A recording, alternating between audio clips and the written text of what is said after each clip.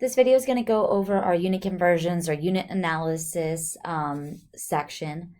Now, we talked about these in class, and we're going to use a method that you'll see a lot in chemistry called dimensional analysis or stoichiometry. And this is something you need to know purely for sciences, especially, or in classes like school where you're not allowed to use your phone. I realize nowadays it's super easy to just be like, oh, Google, 8 tablespoons is how many cups, right? And then Google tells you. So obviously this is slightly less relevant for real life than it is for school. But either way, we're going to do it because if you go into a science class, you're going to need to be able to do it. And we'll have it within a lot of our problems in class as we move forward. So let's just look at an example. So let's do one that all of us should be able to do. Convert 102 hours to days. All right, tell somebody it's going to be 102 hours. It's not the most meaningful thing. I have no idea how long that's going to be in the future. But if you told me days, I have a better idea. So this is something totally reasonable to have to do. Now, again, we could ask, Siri or Google to do this, but we're going to do it by hand. So what we did in class is we started with whatever we had. We said, okay, we have 102 hours. And we want to get to some amount of days. A nice thing to do before we even get started is just think about, should this be a larger number, a smaller number? What should happen? So we think about it, it should be less, right? It should be a smaller number than the previous one because one day is 24 hours. So that's the second step, is to think about what our conversion is that's going to help us. And we know one day equals 24 hours. So we've got our conversion. Now remember, we can set up that conversion as a fraction because those fractions are, if we take 24, well, I'm just pressing random buttons, 24 hours and divide by one day. This is the same thing as 1 because they're the same thing, right? Equals. Same if I put one day over 24 hours. It doesn't matter which way I have this fraction oriented. It does matter, however, when we're figuring out what it is we want to multiply here to clear out the hours. If I set it up this way,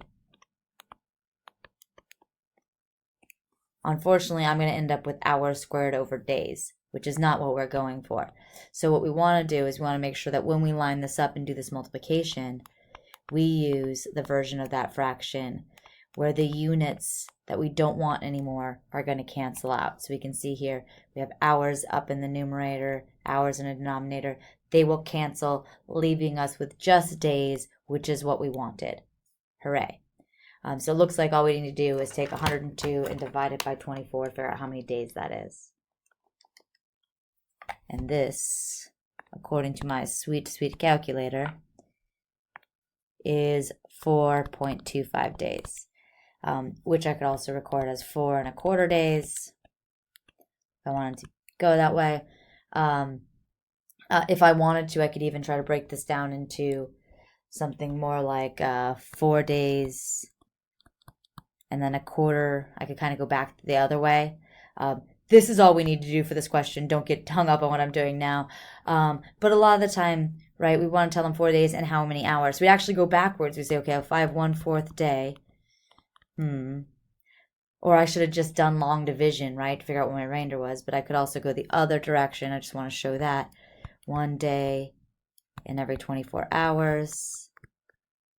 This will have my days cancel and leave me with just hours.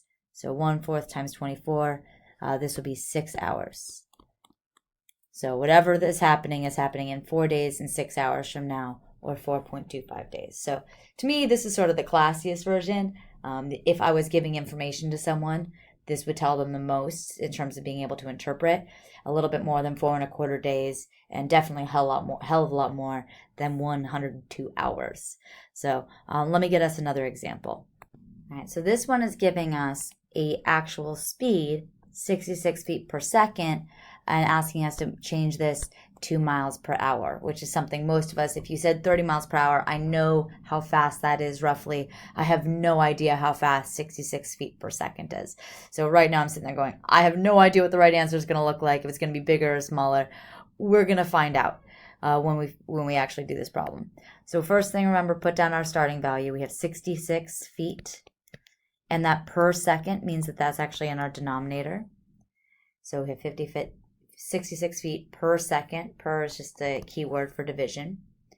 And our goal is to eventually get to miles over hours, right? Miles over hours. So that's what we're looking for. We have two pieces, right? Here we have our time unit, which is in seconds. We need to convert to hours. And we have our distance measurement, which is in feet, that we need to convert to miles. So it does not matter which one we do first, but we got to deal with them both. So I'm going to start with the conversions I know off the top of my head. I know that there are 60 seconds in a minute. I also know that there are 60 minutes in 1 hour. So those are two conversions I know. I need to have minute in both of them to get from seconds to hours. I could also do math right now to figure out how many seconds are in an hour. I'm just going to use both conversions like we did today in class. So I need seconds to disappear, right? So I need to put seconds on the top and the minutes on the bottom. Remember, the purpose of this is so that our seconds will cancel, and now I have minutes as my unit, so I'm getting closer to hours. I'm still not there. I need to get rid of these minutes now. So I'll do 60 minutes on the top for every 1 hour. And again, good things are happening. We can see our minutes are canceling. Oops, I meant to use blue. Our minutes are canceling, and we are just left with hours. So we're finally where we want it to be. Hooray! The only thing we are screwed on still, though, is we haven't changed our feet into miles. So we need one more conversion. Again, this is one that I would give you on a test. I'm not going to expect you to know. For every 1 mile, there are 5,280 feet. So we need feet is in the numerator, which means we need it in the denominator to cancel. So this is going to be 5,280 feet for every 1 mile. And then we can see our feet cancel, leaving us just with our miles that we needed. So that's also happy.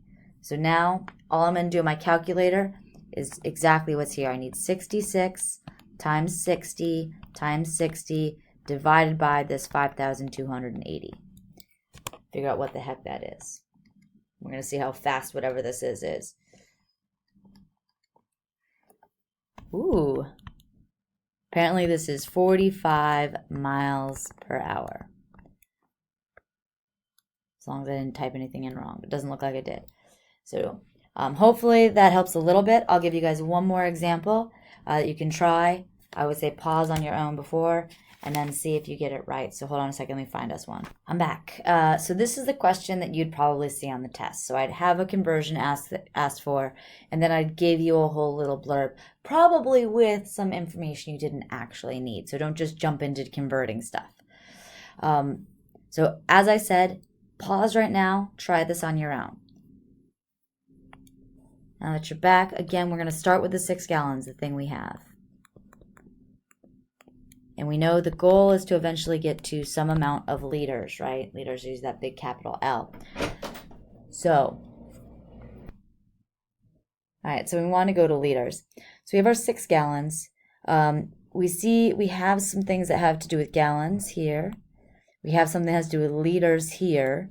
The liters uses quarts though. Oh, and so does the gallons. So these are already connected. No reason to use anything else. Everything else that I gave you here is just extra garbage you don't need. So let's go ahead and start working. First thing I do is get rid of the gallons. We know that 1 gallon is 4 quarts. So we're going to pop that in there. Remember, we want to set it up so that the gallons cancel. And then we say, okay, now we're in quarts. We're still not to our liters, but this will save the day. We know that for every 1.06 quarts, there is 1 liter. And again, we have canceled out our quarts, and now we're left with just liters on the top, which is what we want. So in order to type this in our calculators, we're going to take 6, we're going to multiply it by 4, and we're going to divide it by 1.06.